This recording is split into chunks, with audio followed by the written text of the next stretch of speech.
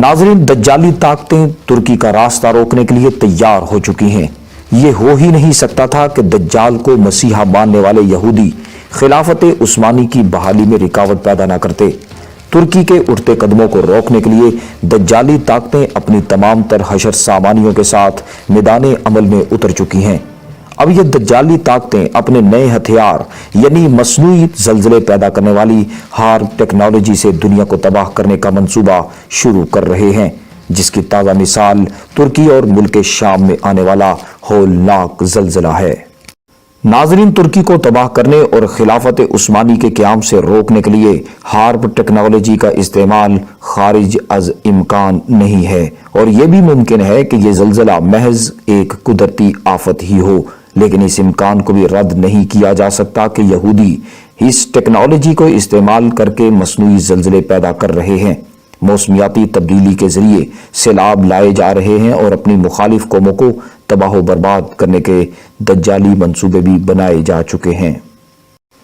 नाज़रीन, तुर्की का जल्जला दज्जाली कुव्वतों की कारस्तानी है या कुदरती आफत? क्या तुर्की का जल्जला और पाकिस्तान में आने वाला सैलाब हार्प टेक्नोलॉजी से पैदा किए गए? और हार्प टेक्नोलॉजी आखिर क्या बला है और इसके क्या मकासद हैं? सनसनीखेज चौंका देने वाले इंकशाफात पर मबनी इस वीडियो को मुकम्मल देखें। दज्जाल के पैरोकार रोज़े अव्वल ही से इस्लाम की तरक्की की राह में रुकावटें पैदा करते आए हैं। हज़रत सल्लल्लाहु अलैहि वसल्लम की मदीना आमद से लेकर हज़रत उमर फारूक रज़ी अल्लाह ताला अन्हु के दौरे खिलाफत में फ़तह बैतुल मक़दस तक यहूदी और दज्जाली कारस्तानियों की मुकम्मल तारीख नजर आती है। सुल्तान सलाहुद्दीन अय्यूबी की यलगार को रोकने के लिए भी दज्जाली ताकतों के हरबे किसी से ढके छुपे नहीं हैं।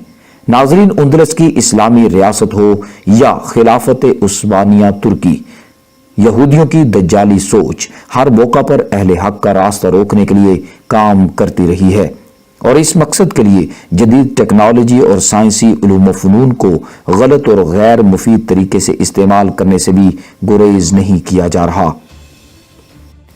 चनाचे अब यह हकीकत भी आश्कार हो चुकी है कि यहूदी लोग जदीद टेक्नोलॉजी को इस्तेमाल करके मसनूई जल्जले पैदा कर रहे हैं, इंसानी दिमाग को कंट्रोल करने की कोशिश की जा रही है, मसनूई सैलाब और समंदरी तूफान लाए जा रहे हैं और मसनूई मौसमियाती तब्दीलियां पैदा करके अपने मसीहा दज्जाल की आमद के लिए रास्ते हमवार किए जा रहे हैं।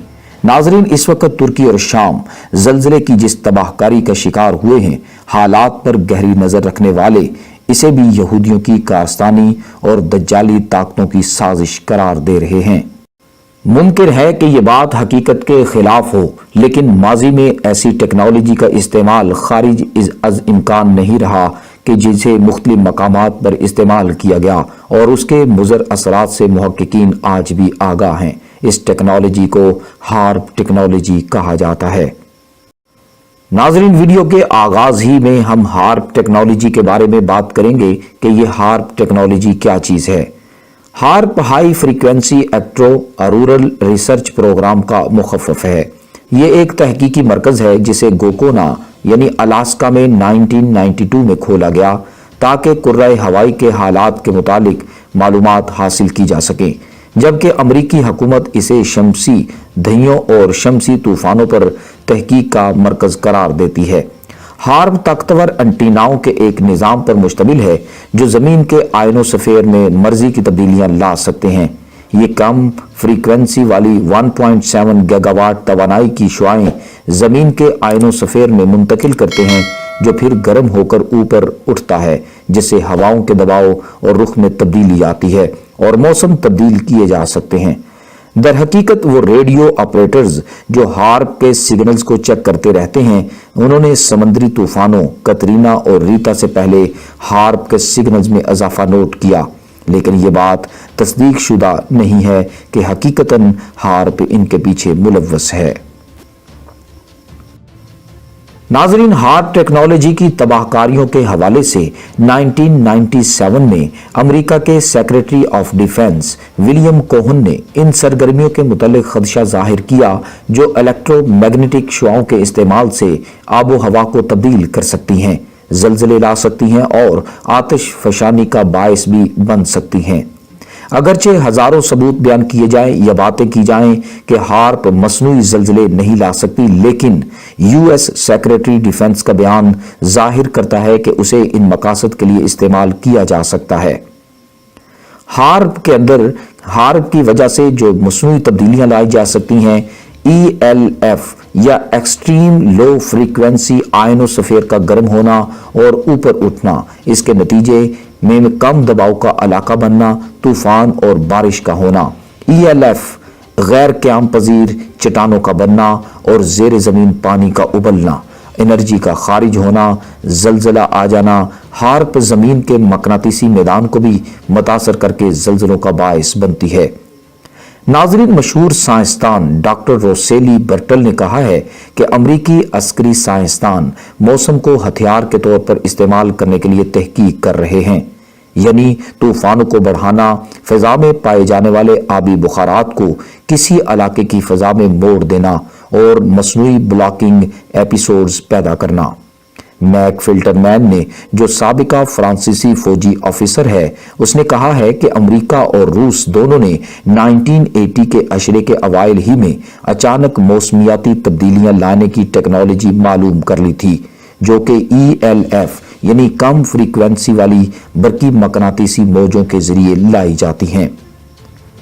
فروری 1998 میں مسز باج برٹ، جو سویڈش خاتون ہیں اور رامن کی حامی ہیں، ان کی پیش کی گئی رپورٹ کے جواب میں خارجی معاملات کے لیے یورپی پارلیمنٹ کمیٹی نے ایک قرارداد پیش کی، جس میں ہارپ کو کرۂ ارض کے لیے خطرہ قرار دیا گیا اور اس کے اخلاقی اور قانونی پہلوؤں کے معائنے کی سفارش کی گئی۔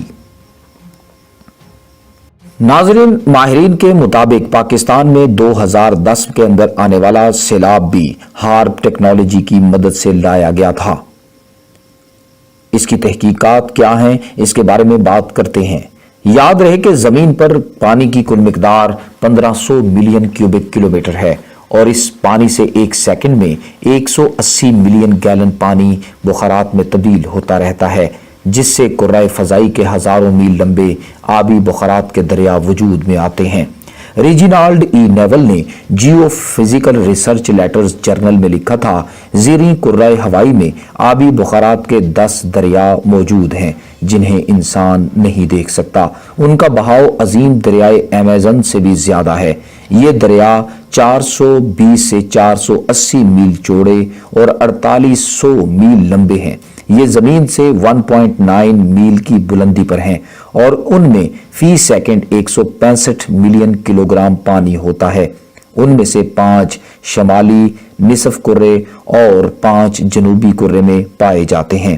1993 میں بعض لوگوں کے مطابق ہارپ اور جیون ٹاورز کے درمیان ذریعے ان بخارات کے بہاؤ کو مڈ ویسٹ کی فضا میں روک دیا گیا، جس سے 40 دن اور 40 راتیں بارشیں ہوئیں۔ اس سے دریائے میسوری اور دریائے میسیسیپی میں سیلاب آ گیا، جس سے 12 سے 15 بلین ڈالر کا زرعی نقصان ہوا۔ ایک روسی سائنسدان کے مطابق پاکستان کا 2010 کا سیلاب بھی ایسے ہی لایا گیا، جس میں 20 ملین لوگ بے گھر ہوئے۔ یہ یقین رکھنے والے لوگوں کے مطابق پاکستان کے محکمہ موسمیات، امریکی، برطانوی یا کسی بھی ادارے نے اس سیلاب کی پیشین گوئی نہیں کی تھی۔ خیبر پختونخوا میں گزشتہ 100 سالوں میں سے کسی ایک سال میں بھی سیلاب نہیں آیا تھا۔ علاقے کے درجہ حرارت کا ریکارڈ گلیشیروں کے پگھلنے کی تصدیق نہیں کرتا، جیسا کہ میڈیا پر کہا جاتا رہا ہے۔ اس سیلاب کی پورے کرۂ ارض سے کہیں سے بھی کوئی وارننگ نہیں دی تھی، آخر کیوں؟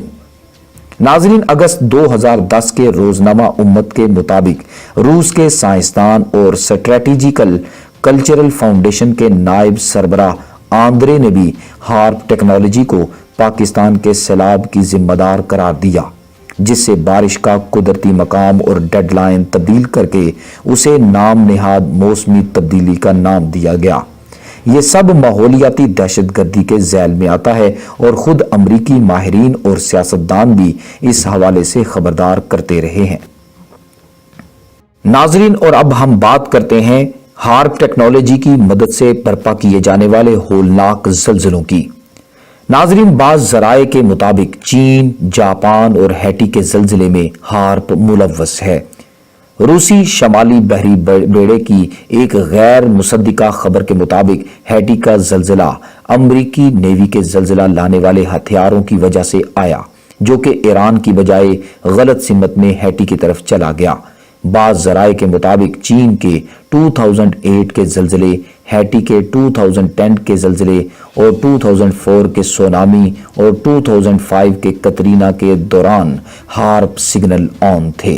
उनका कहना है कि हैटी के ज़लज़ले से 5 घंटे पहले तक हार्प के सिग्नल 8 से 12 घंटे ऑन रहे। हैटी और चीन के ज़लज़ले से पहले आसमान पर बादलों के रंग बदलते हुए देखे गए। बाज़ माहिरीन अर्जियात के मुताबिक ये कुदरती ज़लज़लों में भी होता है और ये ज़लज़ले से पहले ज़मीन की चट्टानों के पसीने और शुआओं के इखराज से होते हैं। इस सवाल के जवाब में हार्प के मुखालिफिन कहते हैं कि अगर हार्प ज़लज़ले नहीं ला रही तो कम अज़ कम उसके साइंसदान इन ज़लज़लों से पहले वाक़या होने वाली कम फ्रीक्वेंसी तब्दीलियों को लाजमी जानते हैं, क्योंकि ये बरकी मकनातीसी यानी इलेक्ट्रोमैग्नेटिक डाटा में जाहिर हो जाते हैं। उनका ये भी कहना है कि निकोला टेस्ला वो साइंसदान जिसने पहले मसनूई ज़लज़ले का तजर्बा किया था, जो आज से 100 साल पहले मसनूई ज़लज़ले की टेक्नोलॉजी से वाकिफ़ था और जिसकी तहकीक की बुनियाद पर हार्प बनाई गई है, क्या वो हार्प मसनूई ज़लज़ले की टेक्नोलॉजी से वाकिफ़ नहीं हो सकती? नाजरीन, एक और चीनी साइंसदान का कहना है कि ज़लज़ले से पहले बादलों का मौजूद होना एक कुदरती अमर है और इन बादलों की बुनियाद पर ज़लज़ले की पेशीन गोई की जा सकती है। इसके मुताबिक ज़लज़ले से पहले चट्टानों में मौजूद पानी खारिज होकर बादलों का बायस बनता है और उन बादलों के रंग सूरज की रोशनी से बनते हैं। इन बादलों की खास शक्ल होती है, ये अदसे या किसी और खास शक्ल के हो सकते हैं। इन बादलों की सैटेलाइट के जरिए तस्वीर हासिल करके ज़लज़ले की पेशीन गोई की जा सकती है, जबकि दीगर माहिरीन के मुताबिक ये बादल लाजमी तौर पर ज़लज़ले से ताल्लुक नहीं रखते और तमाम ज़लज़लों से पहले ये बादल नज़र नहीं आते। उनके मुताबिक कई ज़लज़लों से पहले अमरीकी अदारे नासा ने भी आयनोस्फीयर में खलल मालूम किए, जिसके नीचे वाले इलाकों में फिर ज़लज़ला आया। वो कहते हैं कि हार्प भी आयनोस्फीयर को मुतासर करने की सलाहियत रखती है। मुमकिन है कि नासा ने ज़लज़ले से पहले वो खलल मालूम किए हों जो हार्प ने पैदा किए हों। ज़लज़ले से पहले वाक़या होने वाले आयनोस्फीयर की इन तब्दीलियों के मुताबिक मनोर फ्रेयंड ने भी BBC न्यूज़ को बताया, जो कि कैलिफोर्निया में नासा के तहकीकी मरकज़ में एरोस्पेस का डायरेक्टर है। उसके मुताबिक ताइवान में आने वाले 5 या 5 से ज़्यादा की शिद्दत के 100 ज़लज़लों पर कई अशरों की तहकीक के बाद ये सामने आया कि ज़लज़ले से पहले आयनोस्फीयर में खलल वाक़या होते हैं। ऐसे ही खलल 12 मई 2008 को चीन में आने वाले ज़लज़ले से पहले मालूम किए गए। ज़लज़ले की पेशीन गोई ज़लज़ले के मरकज़ से खारिज होने वाली इंफ्रारेड यानी IR शुआओं और मकनातीसी डाटा में आने वाली तब्दीलियों से भी की जा सकती है। नाज़रीन, मुख्तलिफ मौक़े पर रूसी साइंसदान भी हार्प के इस किस्म के ममनुआ इस्तेमालात के मुतालिक खबरदार करते रहे हैं। बाज़ लोगों के मुताबिक इस किस्म की आफतें लाने का मकसद नापसंदीदा मुल्कों की आबादी को कम करना है।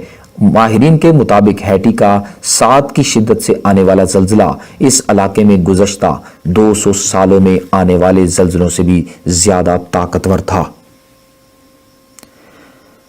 नाज़रीन, सोर्चा फाल अपनी एक रिपोर्ट में लिखती हैं, 1970 के अशरे के अवाखिर ही में अमेरिका अपने ज़लज़ले के हथियारों यानी अर्थक्वेक वेपन्स में बहुत तरक्की कर चुका था, जिनमें ज़लज़ले लाने के लिए बरकी मकनातीसी शुआओं, टेस्ला इलेक्ट्रोमैग्नेटिक प्लाज्मा और रसायनिक टेक्नोलॉजी और शॉक वेव्स बमों का इस्तेमाल शामिल था। रूसियों ने हैटी के ज़लज़ले के बारे में अपनी रिपोर्ट में लिखा है कि ये इसी टेस्ला टेक्नोलॉजी के इस्तेमाल से लाया गया, जिससे 17 जनवरी 1995 का जापान के शहर कूब का 6.4 की शिद्दत का ज़लज़ला लाया गया और जिसकी ओम शिंज़ुकी ने 9 दिन पहले ही तंबीह कर दी थी। 8 जनवरी 1995 को शोको सहारा ने रेडियो पर ऐलान किया कि 1995 में जापान पर ज़लज़ले से हमला किया जाएगा, जिसका मुमकिन हदफ कोब का शहर है। साइंस और टेक्नोलॉजी के साबका वजीर हैदियो मराई ने भी कोब के ज़लज़ला के मुतालिक सवालात के जवाब में कहा था कि इस बात का काफ़ी इम्कान है कि इलेक्ट्रोमैग्नेटिक पावर के इस्तेमाल से ज़लज़ला लाया जा सकता है। नाजरीन, रूसी, चीनी और जापानी साइंसदानों की तहकीकात के मुताबिक नापसंदीदा कौमों को नाकाबिले तलाफी नुकसान पहुंचाने या सफ़ाई हस्ती से मिटाने के लिए हार्प टेक्नोलॉजी का इस्तेमाल किया जा रहा है और हाई फ्रीक्वेंसी इलेक्ट्रोमैग्नेटिक पावर का इस्तेमाल करके दुनिया पर हुक्मरानी का ख्वाब पूरा करने की कोशिशें हो रही हैं। अगर साइंसदानों के इन बयानात को मबनी बर हकीकत मान लिया जाए तो तुर्की और शाम को निशाना बनाने की दज्जाली साजिश भी समझ आ जाएगी और ये कहना गलत नहीं होगा कि हाथ टेक्नोलॉजी के जरिए तुर्की के बढ़ते कदमों को रोकने की कोशिशें की गई हैं और होलनाक ज़लज़ले के जरिए खिलाफत उस्मानी की बहाली के ख्वाब को चिकनाचूर करने की कोशिश हो रही है। अगरचे दूसरी तरफ राय ये भी है कि ये भी खारिज अज इम्कान नहीं कि ये ज़लज़ला महज एक कुदरती आफत है, इसका दज्जाली ताकतों के साइंसी हरबों से कोई ताल्लुक नहीं। वॉइस टीवी को सब्सक्राइब करना मत भूलें, लाइक करें, शेयर करें और कमेंट सेक्शन में अपनी राय का इजहार ज़रूर करें।